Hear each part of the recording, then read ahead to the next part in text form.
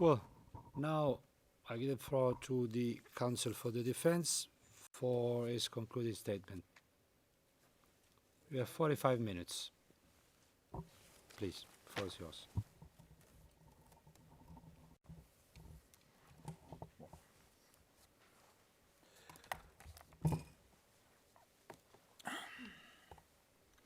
Je vous remercie, Monsieur le Président. Je me souviens d'avoir parlé au début de cette audience de la situation critique de la défense, seule voix face à l'ordre public international, face aux victimes. Nous y sommes. En 45 minutes, je vais essayer de répondre à l'ensemble des soumissions qui ont été faites par mes distingués collègues du bureau du procureur et représentants des victimes. Je commencerai par la question que vous avez posée à propos des zones avoisinantes et la tentative de clarification fournie par le bureau du procureur tout à l'heure. Je dis tentative parce que, je ne sais pas vous, mais je n'ai pas été beaucoup plus clair sur la question des zones avoisinantes avant et après avoir entendu cette clarification. Le substitut du procureur nous a parlé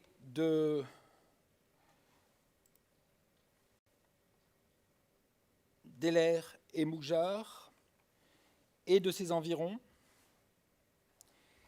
qu'il n'y aurait pas d'endroit précis pour les sites d'exécution, et nous le comprenons tout à fait.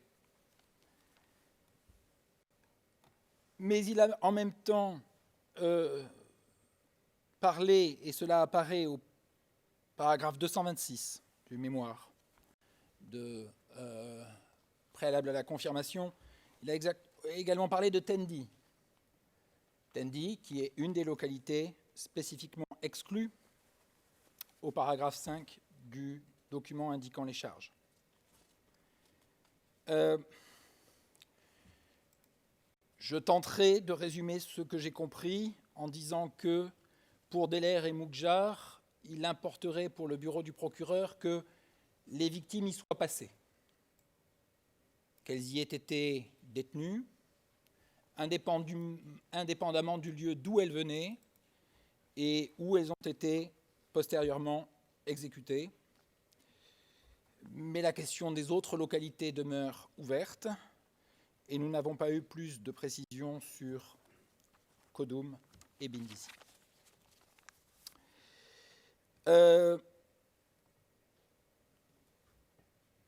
Tendi, pour ne citer que cet exemple, est à la fois une localité qui fait partie des environs de Mougjar au paragraphe 226 du mémoire et une localité exclue des charges au paragraphe 5 du document indiquant les charges, comprendra qui pourra.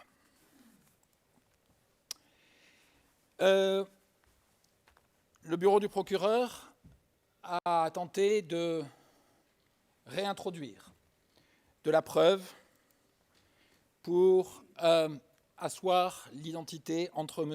Ali Mohamed Ali Abdelrahman et l'alias Ali Kouchaïb. Il l'a fait en plusieurs étapes que je vais retracer rapidement. Premièrement, le procureur a confirmé que notre point de départ était le même. Monsieur Abdelrahman a été dans l'armée dans son passé. Il l'a quitté avec le grade d'adjudant. Il exerçait au moment des faits la fonction de pharmacien à Garcilla. Et le bureau du procureur a marqué son accord pour la première fois avec une information que la défense avait fournie et La défense l'en remercie.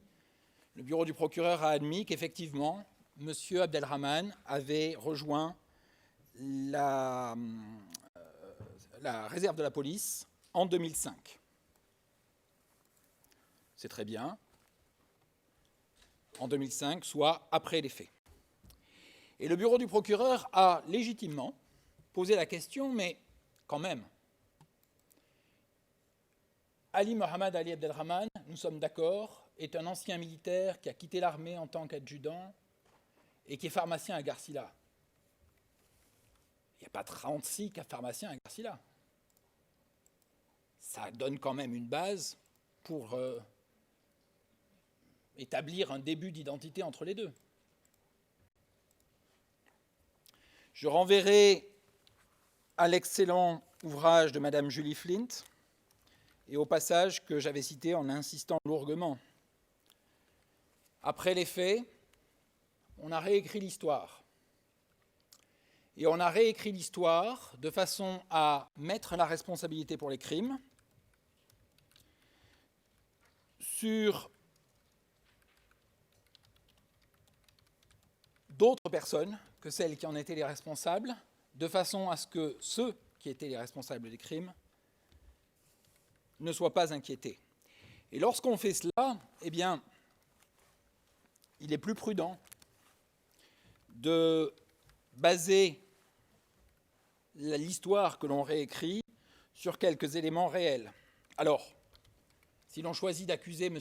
Ali Mohamed Ali Abdelrahman d'être un certain Ali Kouchaïb, eh bien, mieux vaut dire que les deux ont en commun d'être d'anciens adjudants de l'armée et d'être pharmaciens à Garcilla, ce qui est la pure vérité pour ce qui concerne M. Ali Mohamed Ali Abdelrahman. Une base de vérité sur laquelle on peut réécrire l'histoire. J'ai entendu que ma démarche et ma stratégie étaient qualifiées de conspirationniste. Ce n'est pas moi qui fais dans la stratégie conspirationniste. C'est Madame Flint, qui est une experte dans le Soudan, qui nous décrit cela. Le bureau du procureur a invoqué plusieurs témoins dont il nous a assuré qu'ils étaient capables de confirmer s'ils avaient été entendus. Quel dommage de n'avoir entendu aucun témoin. Passons. Le bureau du procureur nous a assuré que si ces témoins-là étaient entendus, ils pourraient nous le confirmer. Voyons voir. Le témoin P117. Déclaration d'Ar OTP 0128 0042.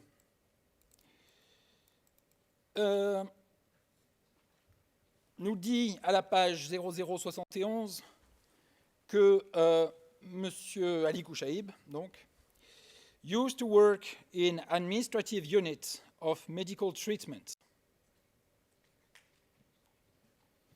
Quel background pour un chef militaire.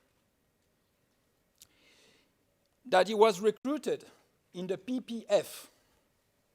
Nous n'en avons jamais entendu parler de la part du bureau du procureur. Qu'il était issu de la tribu Abaniya. Raté, c'est la tribu Taïcha. Et parce qu'il a accepté de participer à la contre-insurrection, il avait reçu un rang militaire dans le PPF.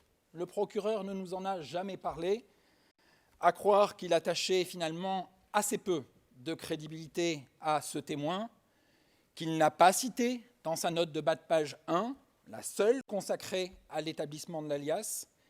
Et je finirai avec le témoin P117 en disant qu'il a identifié M. Abdelrahman sur la base de la photo de la cour, celle qui a été mise sur le site d'Ali Kouchaïb avec le turban blanc.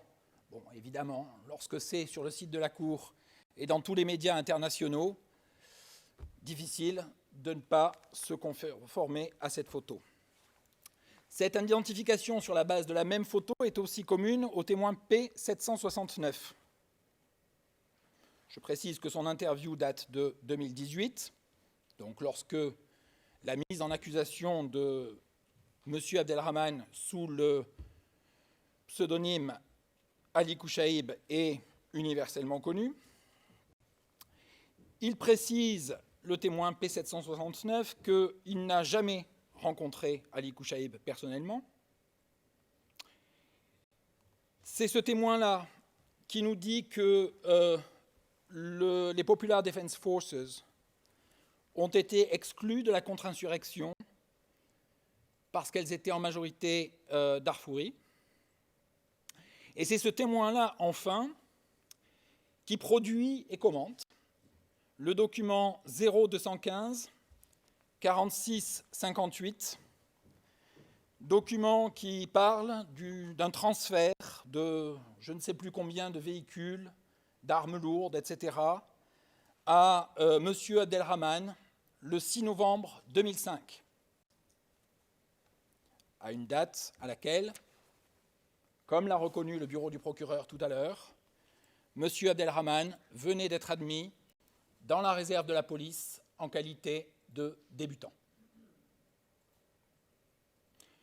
Le procureur ne devait pas croire beaucoup non plus dans la crédibilité de ce témoin, sur ce point en tout cas, car il ne l'a pas inclus dans sa note de bas de page 1 de son mémoire préalable aux charges. Le témoin P112, qui nous parle en oui-dire, sans être un témoin direct, du rôle de Ali Kouchaïb à Garcila. C'est la cote 0125 0002. Ali Kouchaïb est le coordinateur du PDF, information non reprise et non soutenue par le bureau du procureur. Et il n'est pas cité à la note de bas de page numéro 1 du mémoire, signe que sa crédibilité était évaluée plus qu'incertaine. Le témoin P123 est celui qui nous parle de cet énorme transfert d'argent, 480 suivi de nombreux zéros, qui aurait eu lieu au milieu des années 2000. Alors, au milieu des années 2000, laissons la place au doute, mais a priori, c'est après les faits. Et c'est environ au moment où M. Abdelrahman est soit en train de suivre sa formation, qui va lui permettre d'intégrer la réserve centrale de la police, soit vient de l'intégrer en tant que débutant. Selon ce témoin, le gouvernement soudanais est très généreux en faisant une donation de 480 suivie de nombreux zéros à un bleu de sa police. Et enfin, le dernier témoin, P883, nous explique à la cote d'art OTP 0218 0059 que monsieur, je ne sais plus qui dire, Abdelrahman Ali Kouchaïb, était déployé dans le corps médical de l'armée, qu'il a atteint le rang de sergent-chef, Master Sergeant, je ne veux pas faire une mauvaise approximation en traduisant, et que c'est là, en tant que membre du corps médical, qu'il a acquis la réputation as a fearless warrior.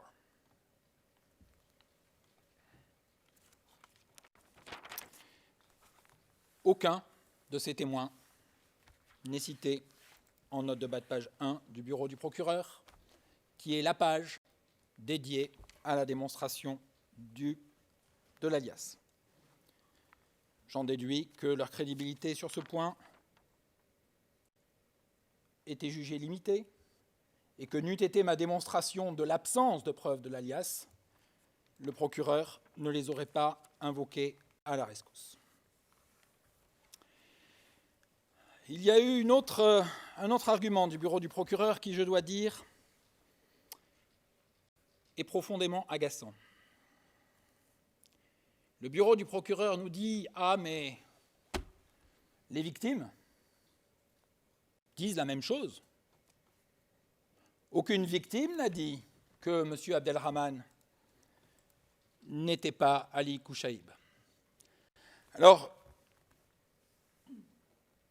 je dirais au bureau du procureur sur ce point que, afin de ne pas prendre le risque de commettre la moindre offense ou ce qui pourrait être décrit comme une offense à l'égard des victimes, je leur enverrai seulement à mes soumissions écrites relatives au principe de la réparation et les raisons pour lesquelles la réparation doit être libérée de la décision sur la culpabilité ou l'innocence de M. Abdelrahman, que tant que ces deux questions restent conditionnées l'une par l'autre, les victimes, quoi qu'elles en pensent, n'ont pas d'autre choix que de soutenir le bureau du procureur dans l'espoir d'une condamnation qui pourra leur ouvrir droit à réparation.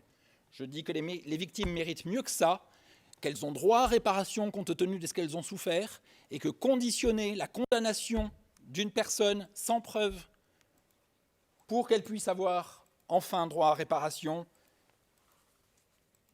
n'est pas éthique.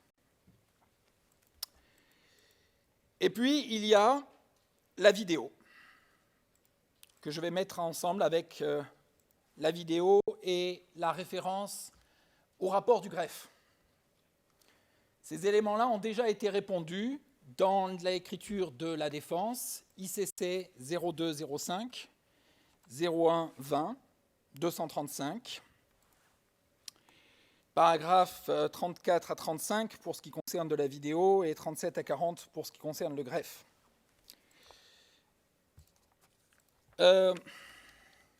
Rappelons-nous du contexte. En 2007, la Cour a délivré un mandat d'arrêt contre Ali Kouchaïb. Le nom est le seul sur le mandat d'arrêt. Abdelrahman apparaît dans l'intitulé de l'affaire, détail technique. Et suite à ce mandat d'arrêt, la totalité de la communication officielle du bureau du procureur ou de la Cour ne se réfère qu'à Ali Kouchaïb, exclusivement. Abdelrahman n'est nulle part.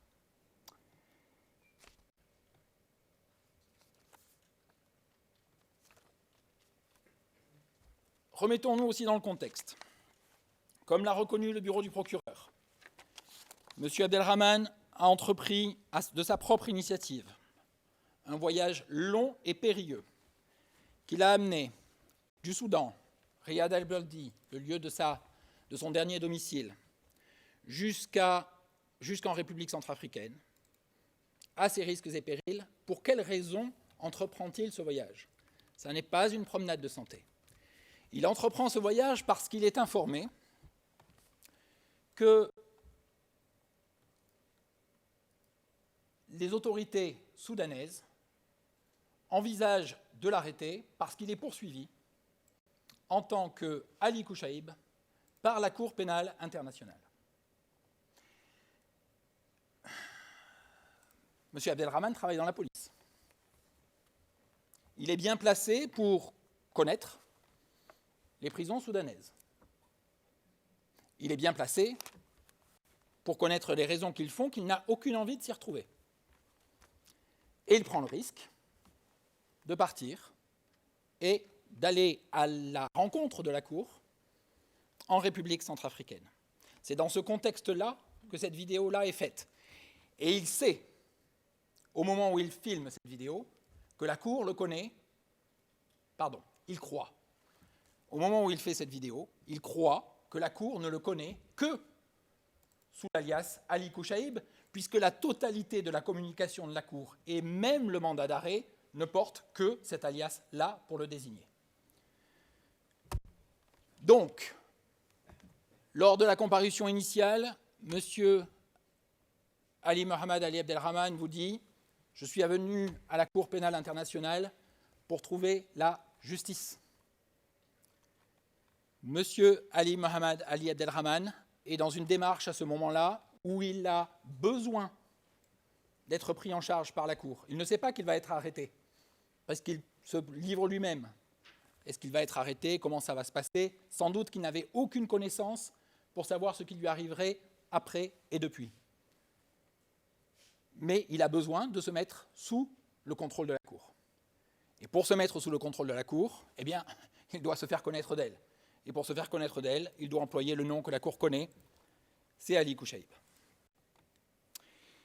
Je ferai référence, en plus de cette mise en contexte, à la jurisprudence de cette Cour dans l'affaire Katanga, la décision ICC 0104 0107 2635 en date du 19 décembre 2010, au paragraphe 62 et 63 que je vais lire. C'est à propos de l'article 67.1g et du droit de toute personne poursuivie devant la Cour de garder le silence. La Chambre considère que ce qui est surtout important dans le droit d'être assisté d'un conseil lors des interrogatoires menés préalablement au procès, c'est qu'il protège la substance même du droit de l'accusé. Je vais trop vite. Oui, pardon. Je reprends, avec toutes mes excuses pour les interprètes. La Chambre considère que ce qui est surtout important dans le droit d'être assisté d'un conseil lors des interrogatoires menés préalablement au procès, c'est qu'il protège la substance même du droit de l'accusé, qui est d'être présumé innocent, de pouvoir garder le silence et de ne pas être forcé de contribuer à sa propre incrimination. Même si le conseil n'est pas physiquement présent, les droits de l'accusé peuvent, à certaines conditions, être suffisamment protégés si celui-ci a obtenu un avis juridique approprié avant l'interrogatoire. L'une de ces conditions importantes est qu'il soit garanti par ailleurs qu'aucune forme de contrainte n'a été exercée contre l'accusé au cours de l'interrogatoire. Contrainte, non. Ça n'est pas plaidé par la défense, même si le départ forcé du Soudan contient en lui-même une forme de contrainte qui n'émane pas de la Cour ni du bureau du procureur. En revanche, un avis juridique approprié au milieu de la forêt centrafricaine, je pense qu'il pourra être admis que raisonnablement, il n'a pas pu en bénéficier. Et ce droit au silence, pour être respecté dans ces conditions, eh bien, aurait impliqué que le bureau du procureur ait la décence de ne pas utiliser ce passage vidéo. Le procureur était prévenu de la position de la défense sur ce point, les soumissions 235, que j'ai déjà citées. Il les avait retirées et ne les a pas mentionnées dans son mémoire. Nous pensions l'affaire close. Face à l'urgence, les vidéos réapparaissent. Je citerai également une décision du tribunal pénal pour le Rwanda dans l'affaire Zigiranyirazo. Décision on the voir dire hearing of the accused curriculum vitae, 29 novembre 2006, paragraphes 6 à 13. Dans cette affaire, l'accusé remet au bureau du procureur, alors qu'il ne sait pas qu'il pourrait peut-être être poursuivi, il remet au bureau du procureur son CV. Et le bureau du procureur prend le CV, met plus tard en accusation la personne et tente d'introduire le CV en preuve. CV volontairement remis. La Chambre observe que le bureau du procureur n'avait pas informé l'accusé de ses droits, que l'accusé n'a pas volontairement levé son droit à l'assistance d'un conseil au moment où il remet son CV, et que par conséquent, il serait, je vais le citer en anglais, antithetical to and would seriously damage the integrity of the proceedings d'admettre le CV en question. Je pense que les mêmes qualificatifs, antithetical to and would seriously damage the integrity of the proceedings, s'appliquent à la vidéo que le procureur a osé nous montrer. Je citerai enfin dans le même sens une décision de ICC, les chambres extraordinaires dans les cours du Cambodge, dans l'affaire Duc, une décision de la Chambre de première instance, Decision on admissibility of material on the case file as evidence. C'est une décision du 26 mai 2009. Sa cote 001/18-07-2007/ECCC/TC. Je m'arrêterai là pour les références et je conclurai sur ce point en disant qu'il est regrettable que le procureur se soit senti obligé de nous montrer cette vidéo dans ces conditions. De la même manière que pour le greffe, eh bien, non, on ne prend pas le greffe à témoin, désolé. Le rapport du greffe ne peut pas servir de preuve au bureau du procureur. La défense s'appuie quotidiennement et avec satisfaction sur les services du greffe pour ces entretiens privilégiés avec M. Abdelrahman, pour les ordinateurs, pour tout cela. Va-t-on avoir ces éléments-là, ces informations en preuve dans votre affaire? Ça n'est pas sérieux et ça montre le désespoir. Le bureau du procureur a tenté de mettre de côté la colonelle Linda Murnane en la qualifiant d'expert hypothétique sur un conflit hypothétique dans un pays hypothétique, etc. Je dirais deux choses en réponse. La colonelle Murnane est une experte. Elle n'est pas un témoin. Et elle vient faire part de sa connaissance dans le domaine, qui est immense, de par sa carrière militaire au sein de l'armée des États-Unis et de par sa carrière au sein des chambres du tribunal pour l'ex-Yougoslavie, puis du tribunal pour le Liban. Cela la qualifie. Le bureau du procureur n'a pas cherché à contester sa qualification. Il faut savoir faire la différence entre un témoin et un expert. La suite des enquêtes. En réponse à l'appel légitime, compréhensible, des victimes, le bureau du procureur s'engage à mener de nouvelles enquêtes et d'apporter de nouvelles charges. Alors là, je ne ferai que renvoyer aux observations écrites sous 122.3, sous la règle 122.3, et le fait que, déjà dans le document indiquant les charges, la défense a découvert pour la première fois nombre de charges dont elle n'avait jamais reçu notification depuis l'arrivée de M. Abdelrahman à la Cour. Nous vous avons déjà demandé de rejeter en totalité ces nouvelles charges pour absence de notification. Cette question est pendante devant vous, je n'insiste pas là-dessus, mais jusqu'où va-t-on aller dans l'ajout de nouvelles charges? L'enquête peut continuer si les charges sont confirmées dans la phase de préparation du procès, certes, mais on ne parle que dans l'enquête sur les charges du procès. J'en ai fini avec les observations du bureau du procureur et je dois... Combien me reste-t-il de temps, Monsieur le Président, s'il vous plaît? 15 minutes, ça va.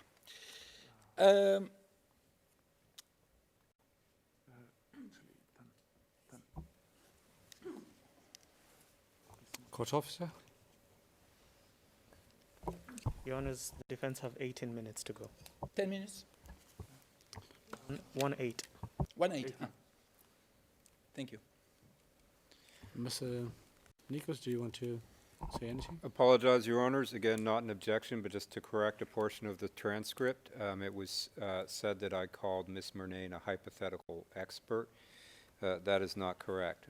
What I said is at page 53, line 12 of today. I used the word hypothetical, but not in relation to Ms. Murnane. Confrère, Thank you. vous avez tout à fait raison et je corrige ce que j'ai dit. Les hypothèses portées sur la substance et non pas sur la personne. Well, this is not a problem. It is noted in the records. Please continue.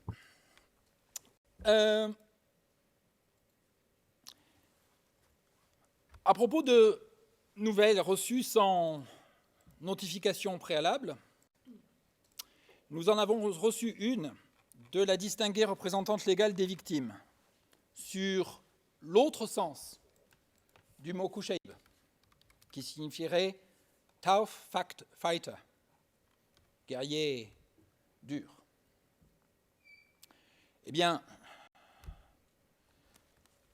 vous nous avez dit, Madame la représentante légale des victimes, que nous aurions dû le savoir. Je vous réponds, première nouvelle, et comment l'aurions-nous su? Je note de plus que le bureau du procureur n'en savait pas plus, car l'explication qu'il a donnée était bien celle à laquelle la défense s'est référée et a répondu, qui est celle de l'alcool. C'est donc un élément nouveau, dont vous ne donnez d'ailleurs, je crois, aucune preuve à l'appui, qu'il conviendra de laisser de côté. La richesse de M. Ali Mohamed Ali Abdelrahman. Vous nous avez répété à plusieurs reprises que la richesse au Soudan se comptait en têtes de bétail. Je suis tout à fait d'accord avec vous.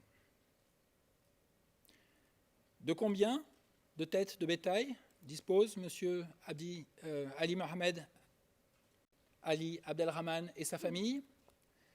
Au moment où il a quitté le Soudan, la famille avait 2 vaches. L'une est morte. Elle n'en a plus qu'une. Cette information, vous ne l'aviez pas, mais elle figure... Ah, si vous l'avez reçue, puisque c'est dans les documents classés confidentiels, mais elle figure au dossier et la Chambre l'a en sa possession. Vous avez comparé avec Emeti, Monsieur Emeti. Monsieur Emeti, effectivement, enfin, c'est un alias, n'est pas Nazir, effectivement. Il est petit-fils de Nazir, selon Madame Flint, et de la tribu des Rizeigat. Bien. Quant à savoir d'où vient l'origine de sa richesse, je n'en ai aucune idée et je n'en ai pas la charge de la preuve. Tout ce que je peux vous dire et qui figure au dossier est que de richesse, M. Ali Mohamed Ali Abdelrahman n'en a pas. Il touchait l'équivalent de 13 € en janvier 2020, qui sont devenus, avec la dévaluation, environ 13 centimes. Non, 1,30 €, pardon.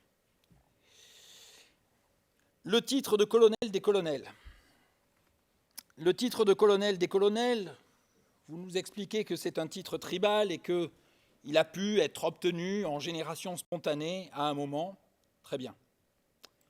Sauf que le dossier du bureau du procureur est tout autre. Le dossier du bureau du procureur est que, et cela faisait partie de ces propositions d'accord sur les faits, la proposition numéro 9, qui a été refusée par la défense, from at least April 2003 until at least April 2004, the parties to the armed conflict on both sides were well organized and armed. Je vous renvoie sur l'absence de description par le bureau du procureur de chaîne de commandement, de structure, de détails sur cette organisation mystérieuse, notamment celle des Janjaweed, pour vous arriver à la simple conclusion que la preuve n'est pas au dossier, et que si la preuve n'est pas au dossier, eh bien, les charges doivent être écartées. Le paragraphe 305 de la décision Katanga numéro 717. La Chambre y écrit: pour que l'homicide intentionnel constitue un crime de guerre, au sens de l'article 8.2a1 du statut, il faut également que l'auteur ait connaissance des circonstances de fait établissant le statut de personne protégée de la victime. Connaissance... Mr. Lauchi, you need to go slower. Pardon. Merci. Je reprends la citation, Katanga 717, paragraphe 305. Pour que l'homicide intentionnel constitue un crime de guerre, au sens de l'article 8.2a1 du statut, il faut également que l'auteur ait connaissance des circonstances de fait établissant le statut de personne protégée de la victime. Je ne dis rien d'autre. La Chambre continue. Par conséquent, il n'est pas nécessaire que l'auteur ait évalué la situation et conclu que la victime bénéficiait du statut de personne protégée. Oui, effectivement. On ne demande pas à l'auteur, au suspect, on ne lui demande pas de déduire, on lui demande d'avoir connaissance. Et c'est exactement ce que la défense et la Chambre, dans l'affaire Katanga, disent de concert.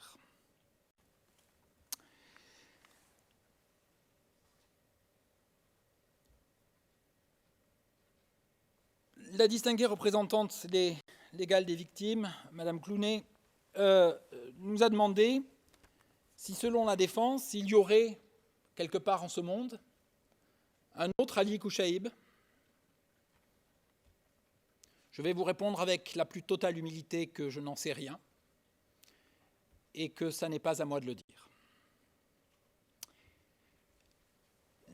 Vous nous avez proposé d'utiliser une défense d'alibi pour dire il est pharmacien à Garcilla et il vend des médicaments. Nous n'avons pas développé de défense d'alibi, tout simplement parce que nous n'avons pas été en mesure d'aller récolter des preuves d'éventuels alibis au Soudan. Et je ne suis pas en train de m'en plaindre. C'est un fait.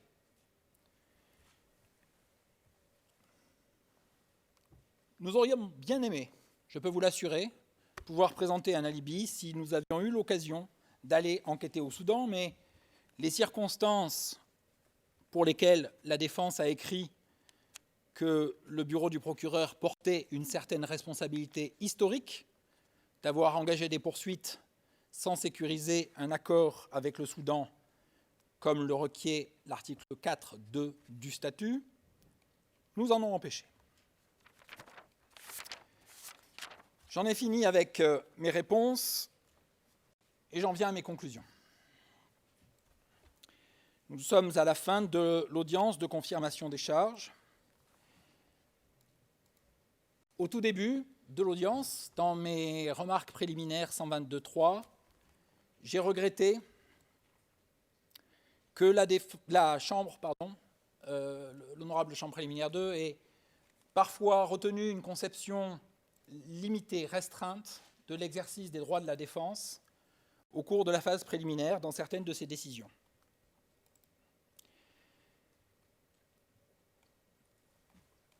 Ce regret m'amène à vous demander solennellement d'exercer pleinement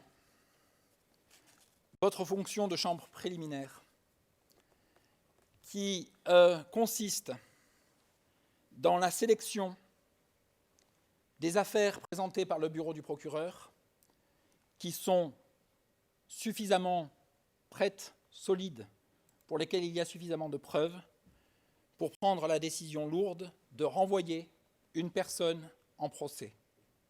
Ce qui voudra dire des mois, si ce n'est des années de procédure, pendant lesquelles la personne probablement, selon, je parle en termes de probabilité uniquement et de statistiques, restera en détention. S'il n'y a pas de charge, tirez-en les conséquences et déclinez la confirmation des charges. C'est la demande que je vous adresse. Et puis en dernière chose, j'en terminerai avec le pharmacien de Garcilla. Pharmacien vient du grec pharmakos. Et pharmakos avait deux sens en grec. Notamment, et il a pu signifier celui qui délivrait des médecines, mais ça, à l'époque, ça n'était pas le cas. Le sens auquel je me réfère signifiait celui qu'on immole en expiation des fautes d'un autre. Cela a donné, dans notre langage moderne, l'expression bouc émissaire. D'où vient le mot bouc émissaire ? Il faut aussi passer par le grec pour le trouver. Le bouc émissaire est la traduction grecque du bouc pour Azazel. Et le bouc pour Azazel nous vient directement du Lévitique, chapitre 16, versets 21 à 22. Aaron posera ses deux mains sur la tête du bouc vivant, et il confessera sur lui toutes les iniquités des enfants d'Israël et toutes les transgressions par lesquelles ils ont péché. Il les mettra sur la tête du bouc, puis il le chassera dans le désert à l'aide d'un homme qui aura cette charge. Le bouc emportera sur lui toutes leurs iniquités dans une terre désolée. Il sera chassé dans le désert. Je me suis permis de vous lire ce passage du Lévitique en le mettant en rapport avec ce que nous dit Madame Julie Flint. Je le répète, une grande experte reconnue du conflit soudanais. En 2009, et en tous les cas après les crimes, on s'est chargé au Soudan de réécrire l'histoire et de mettre la responsabilité des crimes sur certaines personnes afin que les réels responsables demeurent impunis. Monsieur Ali Mohamed Ali Abdelrahman est un Taïcha. Il appartient à une de ces tribus qui a refusé l'appel aux milices tribales, qui a refusé de participer à la contre-insurrection dans laquelle tous les crimes que le bureau du procureur nous a décrits ont été commis. Il y a sans doute une autre raison, il n'est pas le seul Taïcha au Soudan, il y a sans doute d'autres raisons pour lesquelles lui, précisément, a été visé et désigné comme étant Ali Kouchaïb. Nous ne les connaissons pas.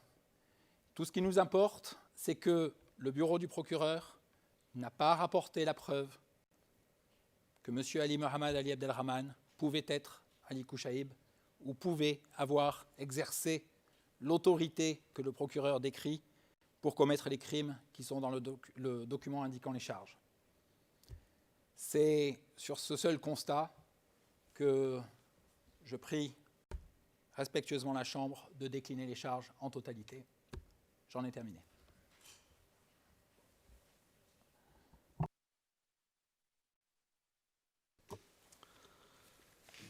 Thank you very much, Mr. Counsel. Now, with the concluding statements of the defense, we come to the end of the confirmation of charges hearing. The decision on the confirmation of charges against Mr. Abdelrahman will be delivered in due course. We will be seeing, all being well, tomorrow morning at 9:30 for the detention hearing with the same parties and participants. Before closing, I would like to thank very much the parties, the participants, and very, very much the interpreters, the court reporters, technicians, security officers, and all registered staff for the timely and professional cooperation. I wish everyone a pleasant afternoon and evening, and the hearing is adjourned. Thank you very much. All rise. Veuillez vous lever.